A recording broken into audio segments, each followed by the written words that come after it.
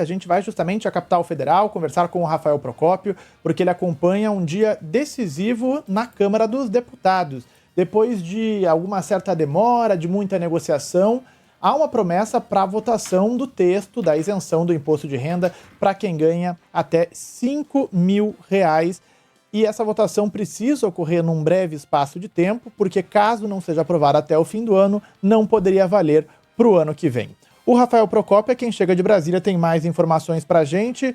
Votação marcada, mas que ainda não começou, Rafael. Seja bem-vindo, uma ótima tarde para você. É isso, Edu, Coutinho, boa tarde a vocês, a todos que estão entre nós aqui nesta quarta-feira. Em teoria, a ordem do dia aqui no plenário, Ulisses Guimarães, ao nosso lado, aqui na Câmara dos Deputados, começa às 4 horas da tarde, mas isso quase nunca é cumprido. Hoje não foi diferente.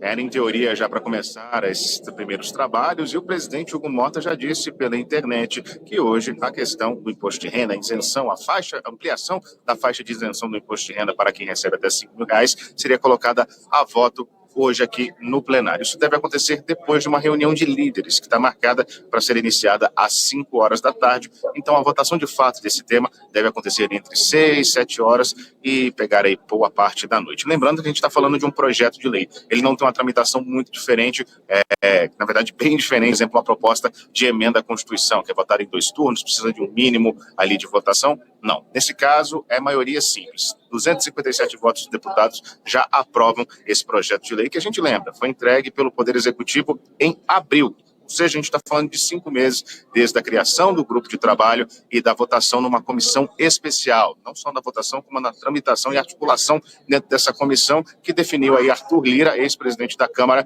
como relator desse projeto. E agora só falta a aprovação no plenário da Câmara, algo que deve acontecer, inclusive, com certa facilidade. Apesar de ser uma pauta muito positiva para o governo federal, praticamente todas as legendas são favoráveis a essa ampliação. Lembrando que não só a ampliação para quem recebe da isenção para quem recebe até 5 mil por mês, mas também tem alguns descontos para quem recebe até R$ 7.530, R$ 350, na verdade, confundi aí os dígitos. Então a gente vai acompanhar aqui mais tarde essa votação no plenário da Câmara dos Deputados e também já conversei com algumas pessoas lá no Senado Federal e não está muito certo como é que esse texto vai chegar para lá.